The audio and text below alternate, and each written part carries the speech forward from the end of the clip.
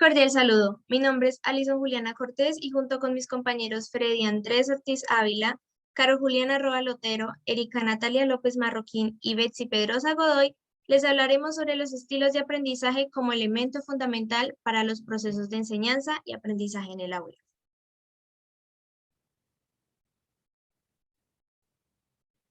Para esto, abordaremos la temática desde los modelos de aprendizaje, los cuales son el modelo de las inteligencias múltiples de Gardner, modelo de Felder y Silberman, modelo de los cuadrantes cerebrales de Hermann, modelo de los hemisferios cerebrales y por último el modelo de Kolb.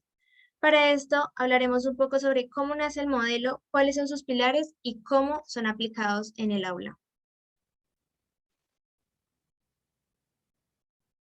Daremos inicio con el modelo de las inteligencias múltiples de Gardner. Este modelo es una concepción de la mente, por lo cual se propuso en 1983 por el psicólogo estadounidense Howard Gardner. Eh, este modelo se diferencia a los demás teniendo en cuenta que hay muchos problemas que resolver en un aula de clases. Este modelo no toma solamente una situación o una inteligencia en específico, sino por lo cual globaliza y generaliza pues todas estas inteligencias eh, para la aplicación de ellas. Gardner pues toma en cuenta las inteligencias múltiples y las diferentes funciones, ¿sí? Y las habilidades de los individuos para tenerlas en cuenta al momento del aprendizaje. Los pilares que estructuran este modelo son, bueno, teniendo en cuenta de que, como Gardner lo menciona, todas las personas tienen una metodología diferente para su aprendizaje. Entonces, de acuerdo con la trayectoria y con sus experiencias, pues Howard Gardner hace énfasis en eso, en que existen diferentes inteligencias, por lo cual pues empezamos por la inteligencia lógico-matemática, inteligencia lingüística, ¿sí? Inteligencia espacial. Pues, estas tres primeras hacen énfasis pues en lo que tiene que ver en matemática, la lingüística y pues por lo general la globalización. Continuamos con lo que es inteligencia musical, inteligencia kinestético-corporal, inteligencia intrapersonal. Y finalmente tenemos la inteligencia interpersonal y la naturalista. ¿Cómo se aplica este modelo en el aula? Una situación práctica en la cual pues podemos aplicar este modelo es cuando un docente no cuenta con los diferentes apoyos tecnológicos, pedagógicos o diferentes herramientas de ofimática en el aula de clases, por lo cual debe tomar en cuenta este modelo para aplicarlo, ¿sí? En su clase, comprendiendo que debe implementar diferentes estrategias y actividades, ¿sí? Sean lúdicas, pedagógicas y recreativas, de acuerdo a pues, las diferentes inteligencias previsualizadas en los estudiantes. Bueno, el modelo de Felder y Silberman. En 1988, Richard M. Felder y Linda K. Silberman plantean que cada estudiante tiene un estilo de aprendizaje que posee diversas dimensiones relacionadas con las preferencias de aprendizaje. Estas se relacionan con unas dimensiones que se hablarán a continuación, las cuales al inicio fueron 4. Pero en 1966, Richard M. Felder y Annie Solomon añadieron una dimensión más, la cual está relacionada con el método de raciocinio. Una de las diferencias que tiene este modelo a los demás es que se caracteriza por tener unas categorías bipolares. Bueno, a continuación hablaré de las 5 dimensiones que tiene este modelo. La primera es la dimensión sensitivos-intuitivos. Esta dimensión básicamente habla sobre cómo se percibe la información. Responde a qué tipo de información perciben preferentemente los estudiantes. Luego tenemos visuales verbales, la cual es relativa al tipo de estímulos preferenciales, es decir, a través de qué modalidad sensorial es más efectiva la información percibida. Tenemos inductivos deductivos, que es relativa a la forma de organizar la información, es decir, cómo, con qué tipo de información está más cómodo el estudiante a la hora de aprender. Luego tenemos secuenciales globales, que es relativa a la forma de procesar y de comprender la información, es decir, cómo progresa el estudiante en su aprendizaje.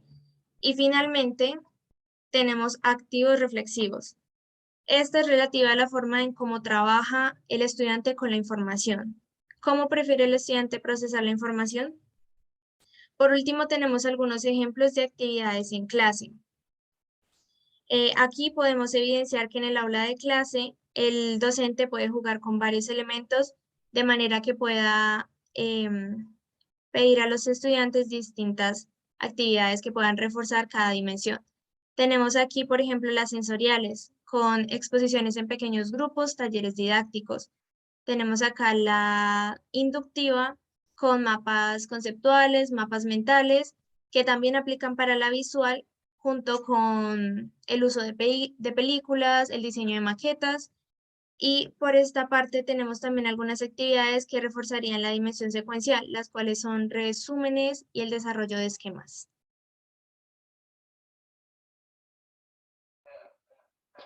El modelo de los cuadrantes cerebrales de Hermann, elaboró un modelo que se inspira en los conocimientos del funcionamiento cerebral. Este representa una esfera dividida en 4 cuadrantes. Entonces, este modelo pedagógico se diferencia de los demás teniendo en cuenta que Hermann toma su proceso de enseñanza y aprendizaje con los 4 cuadrantes. Entonces, los 4 representan como 4 formas distintas de operar, de pensar, de crear y de aprender. Entonces, el modelo de los estilos de aprendizaje, entonces estos cuadrantes son el superior izquierdo, que hace referencia a lo analítico, lo lógico basado en hechos y lo cuantitativo. El inferior izquierdo, que hace referencia a lo organizado, secuencial, planeador y detallado. En el superior derecho e inferior derecho, entonces hace referencia a lo holístico, intuitivo, integrador, sintetizador, lo interpersonal, basado en sentimientos, estético y emocional. Entonces, algunas actividades que se pueden realizar en el aula de clases, teniendo en cuenta cada cuadrante del modelo. Entonces, podría ser conferencias, resolución de problemas exactos, manejo de base de datos, hacer actividades de yoga, teatro, prácticas de laboratorio. Esto en el caso de los cuadrantes inferior y superior izquierdo. En el caso de los cuadrantes inferior y superior derecho, podría ser juegos y vivencias, búsqueda y exploración, aplicación de recursos, estudios y actividades pues poco estructuradas, actividades audiovisuales, trabajo en equipo, entre otros. Continuamos con el modelo de los hemisferios cerebrales del doctor Roger Sperry. Este modelo explica que cada uno de los hemisferios del cerebro se enfoca en determinadas tareas y que se encarga de controlar la mitad del cuerpo del lado opuesto. Por ejemplo, en las personas diestras predomina el hemisferio izquierdo y en las personas que son zurdas predomina el hemisferio derecho. Entonces es muy importante tener esto en cuenta con el fin de descubrir cuál es la forma en la que el estudiante puede procesar o puede comprender la información, lo que facilita saber cuál es la forma más rápida en que el estudiante pueda aprender un tema determinado.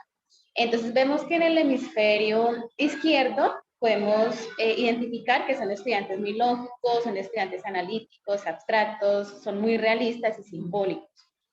Ya aquello donde predomina el hemisferio derecho son estudiantes muy intuitivos, son aquellos que son creativos, expresivos, holísticos y analógicos.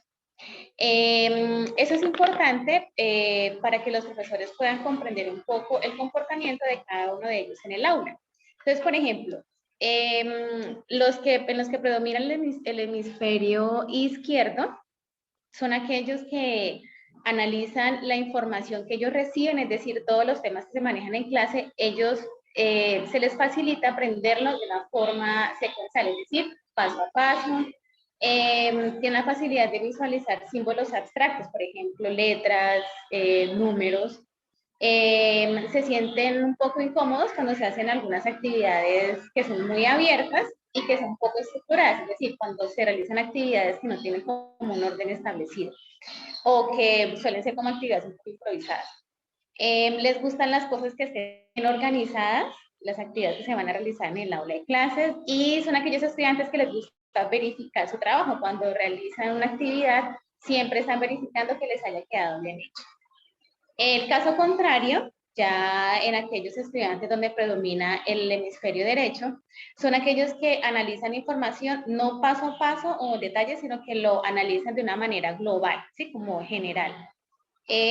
Aprende mucho más fácil cuando visualiza imágenes, a diferencia del donde predomina el izquierdo, que es con letras o con símbolos. En el caso del estudiante donde predomina el hemisferio derecho, aprende más con las imágenes de objetos que sean muy concretos.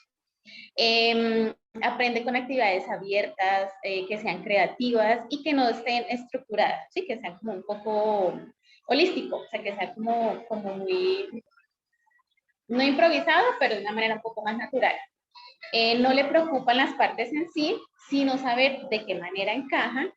Y a diferencia del anterior, no está preocupado en detalle de cómo quedó el trabajo, sino que realmente le interesa el resultado final y lo logra a través de la inclusión. Entonces es como la manera general en que podemos describir el modelo de los hemisferios cerebrales. Bueno, ahora hablaremos del modelo de Kolb. El modelo de Kolb es una de las teorías de aprendizaje más conocidas y la que más se está utilizando hoy en día, ya que se utiliza a partir de las experiencias vividas del día a día. Es una teoría planteada en 1984 por David Kolb. Se basa en la experiencia del mismo proceso. Es una metodología investigativa y el Kolb creía que nuestros aprendizajes individuales eran causa de 3 factores: genética, las experiencias de nuestro diario vivir y los mandatos de nuestro entorno. De ahí señaló que es necesario para nuestro aprendizaje 4 capacidades básicas que debemos tener. Por ello debemos pasar primero por el procesamiento, el cual es importante para poder empezar todo el ciclo que Kolb creó. Primero va la inmersión. La inmersión implica compromiso sensorial y las emociones del estudiante. De ahí pasamos, ¿qué sería el sentir? De ahí pasamos a la reflexión. La reflexión es el observar del estudiante. Implica ver, escuchar y discutir la experiencia, dar como la opinión crítica. Después sigue la conceptualización, la cual sería el pensar. De esta manera, vemos que es la fase de reflexión profunda, que integra teorías y conceptos en el proceso de aprendizaje del estudiante. Por último, la aplicación, el cual es el hacer, la realización.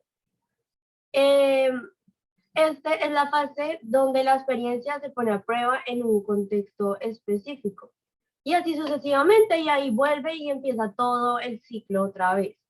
Entonces, como decía, la experiencia se refiere a toda la serie de actividades que permite aprender. La aplicación de este modelo en un ámbito escolar es basado en un proceso de aprendizaje, el cual se aprende a través de sentimientos, del uso de los sentidos. Asimismo, aprenden observando, pensando y reflexionando, de tal manera que después aprenderán haciendo lo que ya experimentaron, o sea, conduciendo nuevas experiencias, concentrándose en sí mismos. Los pilares más importantes de este modelo son los diferentes tipos de aprendizajes. todos basados en la experiencia, pero favorecen a los estilos de aprendizaje y el éxito académico. El primero es la experiencia concreta, después la conceptualización, abstracción, experimentación activa y la observación, reflexión, que fue lo que vimos anteriormente. Gracias. Bueno, ya luego de escuchar todos los anteriores modelos, podemos concluir que está en el docente ser creativo, emplear diversas estrategias y diseñar actividades y ejercicios y clases innovadoras que sean pensadas para sus estudiantes de acuerdo con los estilos de aprendizaje que están presentes en ese aula en específico, de manera que todos los involucrados puedan conseguir un aprendizaje significativo. Esperamos que esta capacitación haya sido muy enriquecedora para todos ustedes. Muchísimas gracias.